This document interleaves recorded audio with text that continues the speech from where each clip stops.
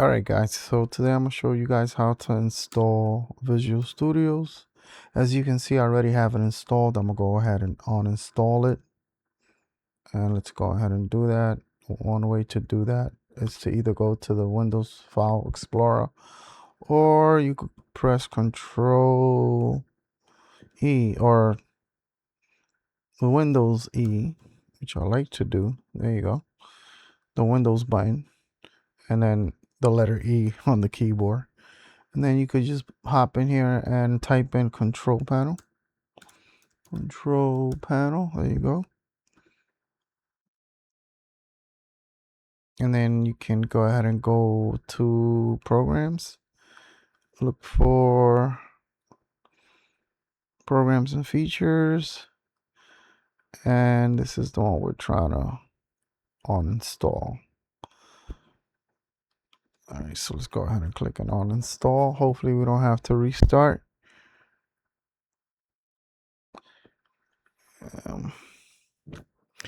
Let's do it just for learning purposes.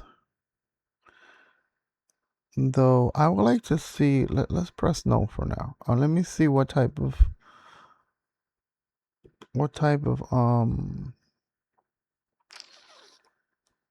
right here, what type of extensions it has. Let's go ahead and maximize it. As of right now, we only have better comments and emojis, so it's a clean install. But I'm gonna go ahead and freestyle this whole install. It's not like I have a notepad that's telling me step by step what to do. So it's been a long time since I installed Visual Studios. So I'm gonna go ahead and just give it a whack and see how it goes, just for you guys, for the audience. So let's go ahead and uninstall it. I'm gonna go back to control panels, right click here, uninstall. We're gonna click. It's asking us if we're sure we want to completely remove it. We're gonna go ahead and say yes. It's a pretty big program, so it might take longer than usual. And when I say that, I mean it might ask us to restart. In this case, it's not doing that, which is let's see, user vscode, an error occur while trying to replace existing files. Move files failed, code S access is denied. So one of the files stood behind, which is Microsoft VS Code uninstall. Okay, so the actual uninstall execution file stood behind because we were using it at the moment, which is something that Visual Studio should have taken care of, because that's what they do, right? They build programs, right? It's the whole purpose of VS Code. But whatever, let's retry. And it didn't go through, and it's not such a big deal. We can try and look for that folder and delete it ourselves, but it's something that shouldn't matter in this case. Let's just go ahead and reinstall it. So when reinstalling Visual Studios, all you have to do is just open up Google Chrome, of course, or whatever web browser you're using. I prefer using Google Chrome, even though Windows Edge is always trying to find a way to make me use it, but it's not something I'm interested in. So we're gonna go ahead and just Google Visual Studios and press enter. And in this case, this is not what we want, because this is the IDE. And it probably comes with the code editor. Well, it's a code editor too, but we're looking specifically for the VS Code version, not the IDE platform. So let's go ahead and just go and type in here VS Code, which is the proper way of searching for VS Code. You're going to go ahead and click here. And this is definitely the correct page. You can tell by the link over here, by the website link. And we're gonna go ahead and, if you want to double check what system you want to download for, as you can see, the first choice is download for Windows. If you have Mac, then all you have to do is just look around and you'll find it. This should be around here.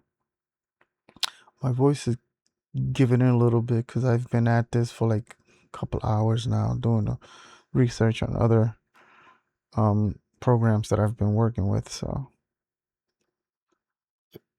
yeah, it's 1 in the morning. So TMI. Let me go ahead and just download the Windows version. I'm pretty sure. Look, well, there it goes. If you want the Mac version. If you want the Mac version, all you have to do is just go in here, go vscode Mac. It's pretty simple. Not the first link is usually it, and that's exactly what it is. And it's the correct website, as you can see. That's usually how stars code visualstudios.com. I guess if you would have pressed download over here, then it would have taken you to this page. And I never did click download. So click download, and this is it right here. This is for Unix, this is for Windows, this is for Mac. So let's go back to Windows, download for Windows. And there you go. All you have to do is click on here. I usually like to click the folder because I want to make sure I know where it's located, which is usually the download folder. That's usually where the downloads go, but sometimes what I like to do is just go to the folder itself and manually install it myself. So that's what I'm gonna do right now. Just right click, and you could click on open or double click it, or you could run as administrator. Press yes. And this user installer is not meant to be run as administrator. Oh, look at that.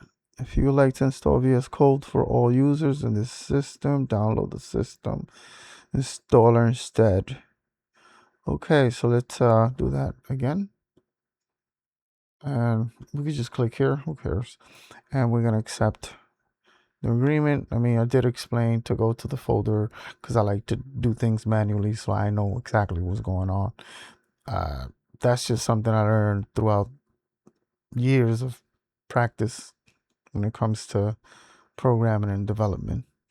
To cut a story short, sometimes when you let Windows take over, it's going to do things that you don't expect it to do, and then when it installs the program, it's too late.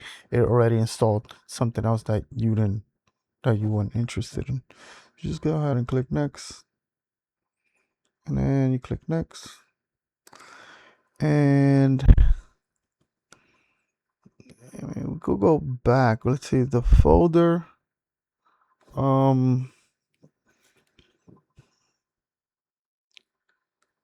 Already exists. Okay, so that's the lingering folder that stood behind because uninstalled .00 dot exe didn't wanna or didn't uninstall successfully. So it says, would you like to install that folder anyway? We're gonna head and click yes. And we could go ahead and give it that specific name, which is what it's called. Yeah, that's fine. We should create a start menu folder so you could, when you click here, then it should pop up somewhere around here. And let's go back to this, and we wanted to click next. Register code as an editor for support file types. Add path, yeah. So that's cool.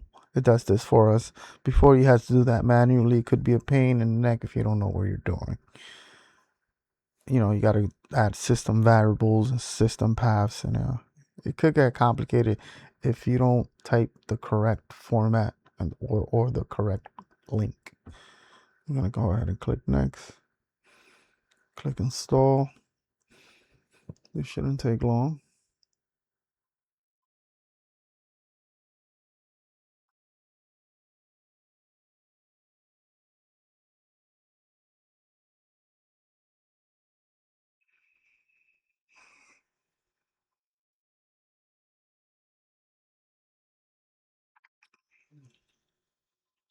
it's definitely have it has gotten up to speed.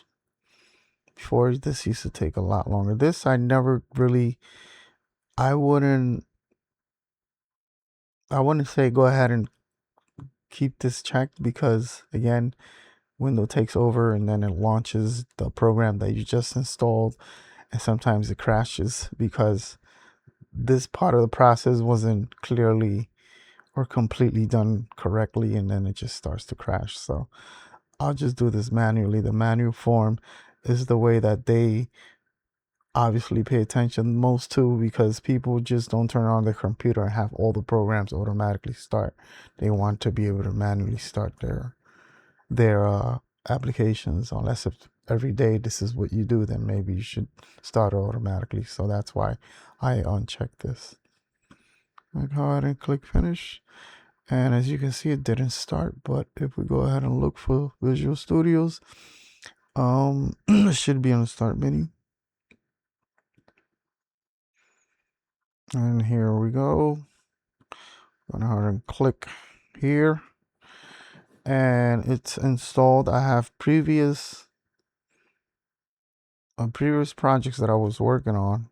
As you can see, it's a Hugo project, and again, as I said, this was just for learning purposes, and we learned how to install Visual Studios. But as of now, I think you should also learn about other aspects of VS Code. So I mean, just to recap what we just did, I mean, we basically learned how to install Visual Studio. Now what we're gonna do is eventually learn how to configure Visual Studio, which is obviously the most popular editor for web developers. This tutorial covers installation, essential settings, must-have extensions, and customizations to boost your productivity. It's perfect for beginners starting their coding journey, or developers switching from other editors. So if you're switching from other editors such as Notepad++, I would suggest you go ahead and do that, because it's a lot better than Notepad++. I mean, Notepad++ for developers that don't use a lot of extensions, and they could easily remember all the codes that they need to, implement, all the code snippets, and they don't need, you know, IntelliSense or autocomplete. Then yeah, go ahead. Notepad++ is a good deal. It does have IntelliSense, but not as much as VS Code.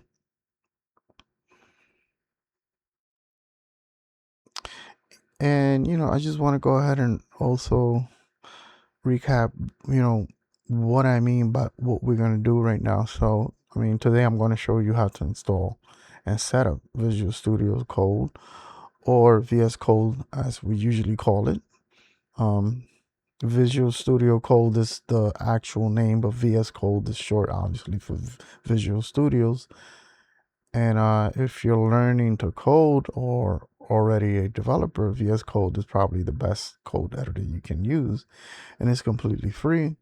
So let me explain what makes VS Code special first. It's a code editor, not a full IDE like Visual Studios, though some people consider it to be a full-blown IDE.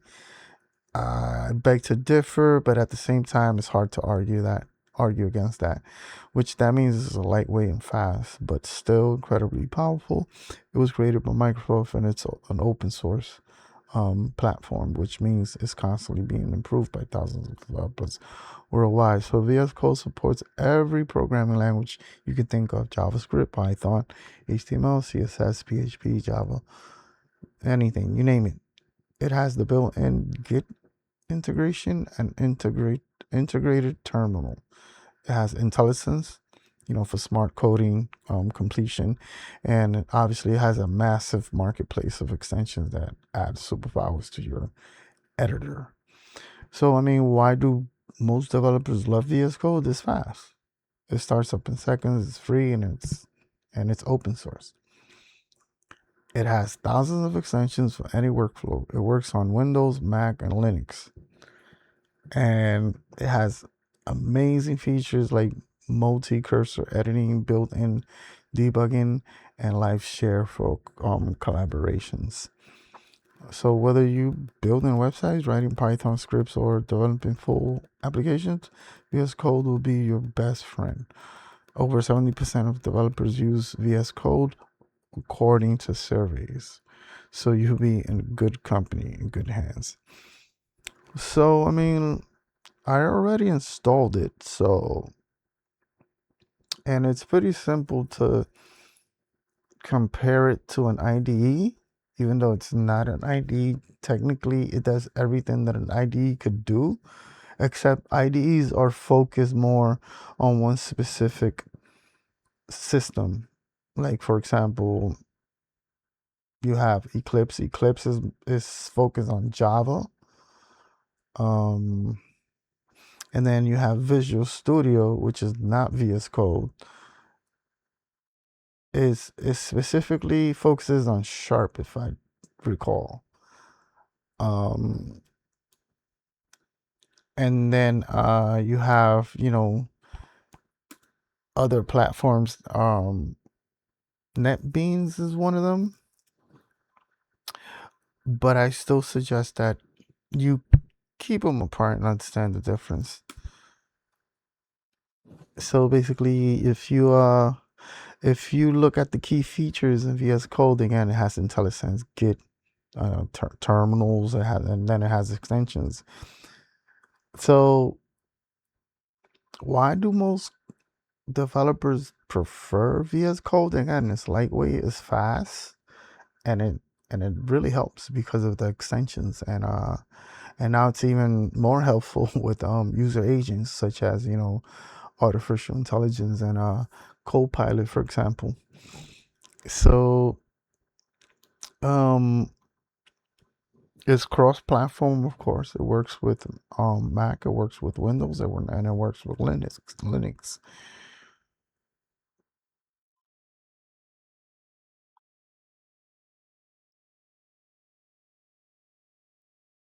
So basically, we already downloaded it. Again, I keep repeating that. And the download is not that big. It's 90 megabytes, which is very small. And it should take only a few minutes, as you saw when we downloaded it, right? So basically, the next step we should take,